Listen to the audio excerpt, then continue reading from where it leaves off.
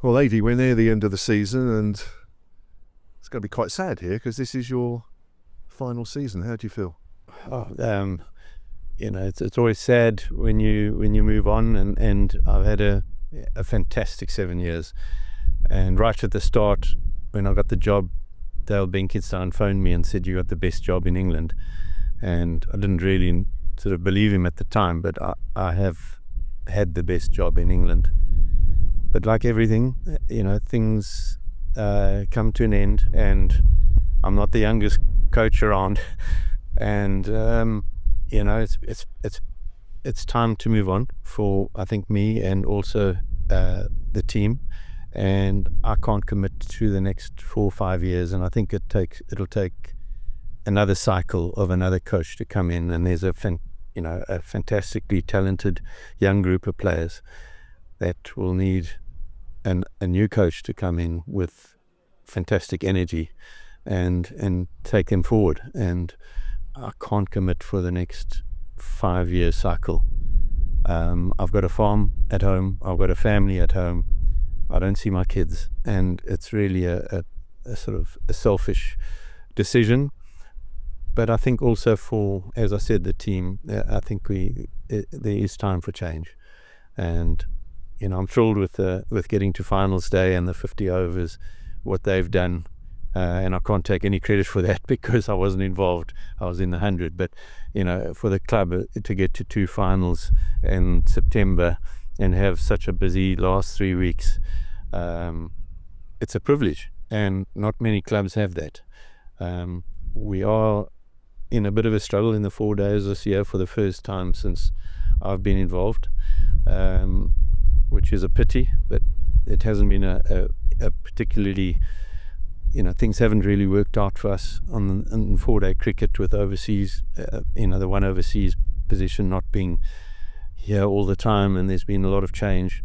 But we're trying to invest in our youngsters, and hopefully the investment will pay dividends in the future, where we need them to be be at the forefront of taking the club in the next sort of cycle. So we blooded a few players this year. I'm not looking for excuses, but it was always going to be a transition year, and it's been a struggle. But apart from that, my time has been incredibly satisfying, and it's always very sad to leave a family, and I feel that Hampshire is a family, and I've been privileged to be part of that. When you look back over your time, you got Hampshire as close to winning the championship as they have done since 1973. The second last year, it was 2005 was the last time. So even in the championship, and we'll break down the other competitions in a moment, but that's a nice accolade to have. Yeah, if I knew could have won it. It's so close, and a few times we've been close in the top 3 things, and we just didn't quite get there. Winning a championship is so hard. I've got to doff my cap to the teams that do win it, because we have tried so hard.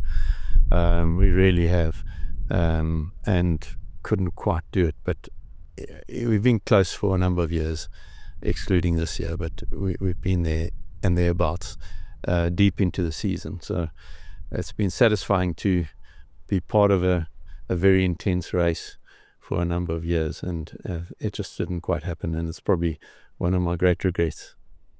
And in the T20 as well, you came here inheriting a side that does particularly well in that competition. You got into finals day again, but you've actually won one of those trophies with them as well.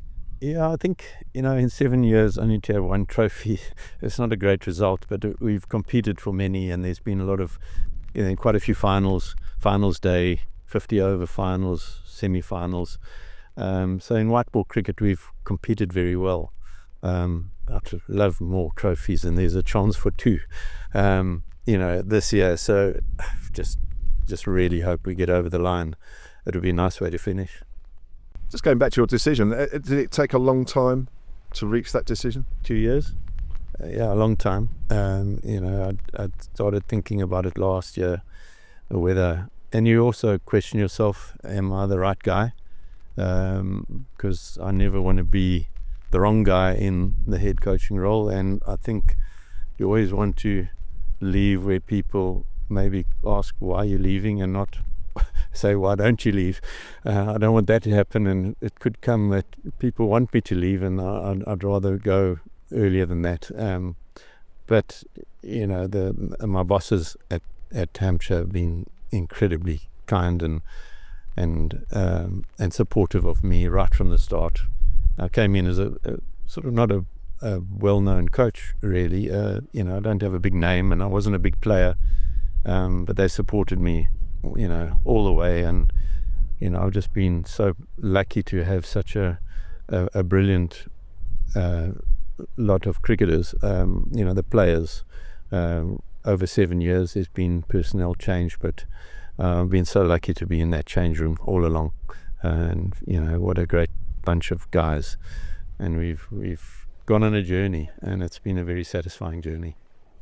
Right back at when you started, I remember Hampshire saying to me, we've got A.D. Birrell here, and he was the most obvious choice because he interviewed by far and away the best. There was things you said in that interview that really impressed Hampshire. Can you remember it? And was there anything that you thought that you said that you thought, I was happy I said that? I don't know, but they appointed me. The only thing I can remember was that I said that they asked if there's any reason why they should appoint me, and I said, well, I think so because I've got an Irish passport. And I don't think they believed me, because Tim then asked me for my details to get a work permit, and I said, no, I've got an Irish passport. He said, oh, well, thankfully for that, I don't need to get a work permit, which is obviously quite a big thing. So my Irish passport, I thought would get me the job. I'm sure there was more to it than that. Right, okay, obvious question. First of all, any low moments at all during your time at Hampshire? Yeah, I mean, you know, I don't take losses very kindly, and not winning the championship is obviously the lowest of that. But when you don't get to knockout stages, you feel like you haven't achieved what you meant to achieve. I think there have been 3 of those, and that having got there 4 times, I think out of 7, is. If you look around the other counties, there are not many that have done that, and I'm proud of that. But low moments, you know, there are always low moments, but I've learned not to get too low and not to get too high when you win, because cricket is, you've got to be a lot more level-headed. If you level-headed, I think as a coach, if you can't get over the low moments, it becomes a very dark place. But then you can't get too carried away with wins either. So it's a bit of a, you know, you got to be pretty much, you got to accept the good and the bad. And I try not to think about the low moments too long, and look forward rather than look in the past. Sure. So the high moments then, what has given you the most joy? Oh, well, winning a trophy, for sure. Every time you get to finals day, it's quite an achievement. I don't think we've lost in a quarterfinal ever. I mean, I've only been part of the last 4. So we haven't lost a quarterfinal, which is a great achievement. The 50 overs, I've really, really enjoyed that.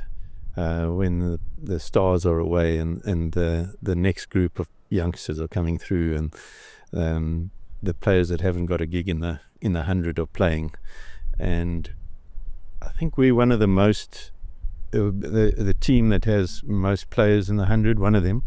I think Surrey had 13 or something. I think we had 8.